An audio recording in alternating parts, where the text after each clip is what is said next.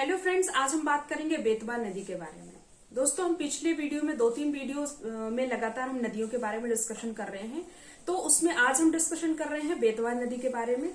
तो बेतवा नदी का उद्गम स्थल क्या है, उसकी लंबाई क्या है, उसका समापन कहाँ होता है, उसकी सहायक नदियां क्या हैं और उस नदी के किनारे बसे शहर कौन कौन से हैं। दोस्तों, हम इस बारे में डिस्कशन करेंगे और अगर कोई परियोजना है तो वो भी डिस्कस करेंगे कि कौन सी परियोजना उस नदी पे बनाई गई है।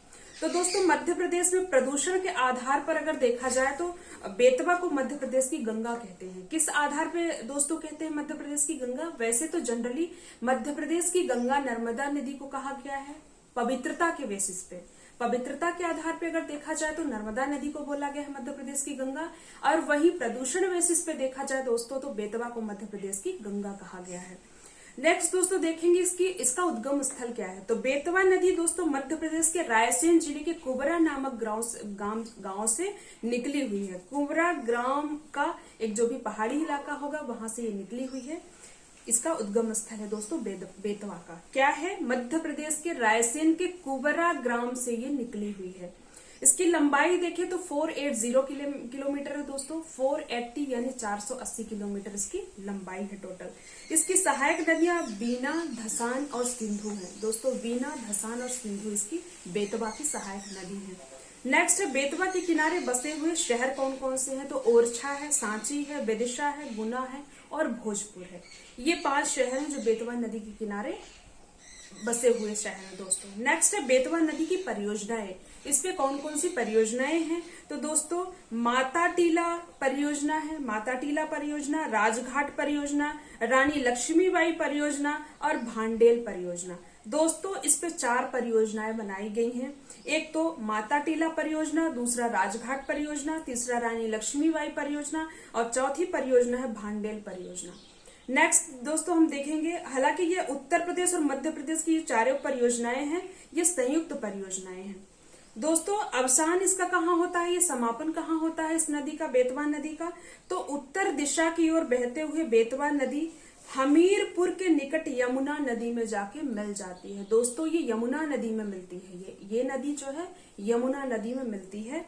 और देश की प्रथम नदी जोड़ो परियोजना केन बेतवा परियोजना है। अगर देखा जाए कि देश की प्रथम नदी जोड़ो परियोजना कौन सी है, तो ये केन और बेतवा परियोजना है। बेतवा नदी को बुंदेलखंड की जीवन रेखा कहा गया है दोस्तों। इसे बुंदेलखंड की, जैसे मध्य प्रदेश की जीवन रेखा नर्मदा को कहा गया है, वैसे अगर बुंदेलखंड के लिए बुंदेलखंड जो एरिया है पूरा, उसकी जीवन रेखा अगर देखा जाए तो वो बेतवा नदी को कहा गया है दोस्तों। नेक्स्ट नदी के बारे में डिस्कशन करेंगे हम, क्षिप्रा नदी। क्षिप्रा नदी कहाँ से निकली है, इसका उपनाम क्या है, प्राचीन नाम क्या है, उद्गम स्थल क्या है, लंबाई क्या है, इसकी सहायक नदियां क्या हैं और इसके किनारे प्रमुख शहर कौन कौन से हैं और दोस्तों इसका समापन कहाँ होता है, ये चीज हम आज देखेंगे। क्षिप्रा नदी का उपनाम दोस्तों मालवा की गंगा, इसे मालवा की गंगा कहते हैं क्योंकि ये मालवा में बहती है और मालवा ही इसका उद्गम स्थल है। दोस्तों इसका प्राचीन नाम अवंती है क्योंकि इंदौर का नाम ही अवंती जो रानी अवंतीबाई थी उनके नाम से जाना जाता था। तो अवंतीबाई शहर का ही नाम था, पहले इंदौर को ही अवंतीबाई कहते थे, इसीलिए इस नदी का भी प्राचीन नाम अवंती था।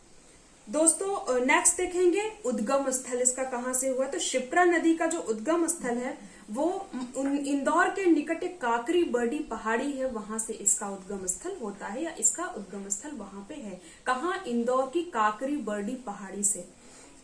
दोस्तों इसकी लंबाई अगर देखी जाए, लंबाई की बात करें तो 195 किलोमीटर यानी कि 195 किलोमीटर है। नेक्स्ट दोस्तों सहायक नदी, इसकी सहायक नदी खान नदी है और जिसे दोस्तों कई बार ये डिस्प्यूटेड भी रहा है कि खान नदी को खान नदी ना कह के कान्ह नदी, कान्हा जी के नाम से कान्ह नदी कर दिया जाए। इस पे काफी डिस्प्यूट भी रहा है, कहीं ना कहीं हिंदू मुस्लिम का मैटर हो गया क्योंकि खान मुस्लिमों में आते हैं और कान्ह की बात की जाए तो हिंदुओं में आ रहे हैं, इसलिए इसको कुछ लोग तो कान्ह बोलते हैं और कुछ लोग खान नदी बोलते हैं। इसका पुराना नाम दोस्तों खान नदी ही है। तो ये खान और गंभीर नदी जो है ये दोनों नदियां क्षिप्रा की सहायक नदी हैं। नेक्स्ट दोस्तों क्षिप्रा के किनारे बसे हुए नगर कौन कौन से हैं। तो उज्जैन, देवास, मंदसौर, ये 3 शहर हैं क्षिप्रा नदी के किनारे बसे हुए। दोस्तों ये जो उज्जैन नगरी है अपनी महाकाल की नगरी है, वो भी शिप्रा नदी के किनारे ही बना हुआ है। उज्जैन जो नगरी है, महाकाल की नगरी है, उसके आसपास जो नदी बहती है वो शिप्रा नदी ही है। दोस्तों नेक्स्ट देखेंगे उज्जैन में शिप्रा नदी के तट पर सिंहस्थ या कुंभ का मेला लगता है। आपने देखा होगा हर 12 साल में ये मेला लगता है, वहां पे कुंभ आता है। कुंभ 4 शहरों में होता है, जैसे कि नासिक हो गया, मध्य प्रदेश हो गया, गुजरात हो गया और एक और भी शहर है दोस्तों जहां पे 4 शहर ऐसे हैं जहां पे कुंभ का मेला लगता है। उसमें से एक मध्य प्रदेश है जो कि उज्जैन में, जहां पे शिप्रा नदी है, शिप्रा नदी के किनारे ये शहर बसा हुआ है और वहीं पे कुंभ का मेला लगता है दोस्तों। तो जो 1 महीने तक चलता है यह मेला 12 वर्षों के अंतराल में लगता है, जैसे कि हमने बता दिया है। और महाकालेश्वर का मंदिर शिप्रा नदी के तट पर ही है दोस्तों। इसका समापन अगर देखा जाए शिप्रा नदी का, तो मंदसौर में चंबल नदी में जाके ये मिल जाती है दोस्तों। छोटी सी नदी है ये और जाके ये चंबल में मंदसौर जिले में मिल जाती है।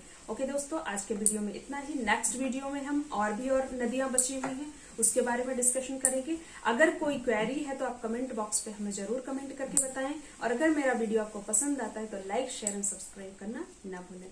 Okay, bye bye.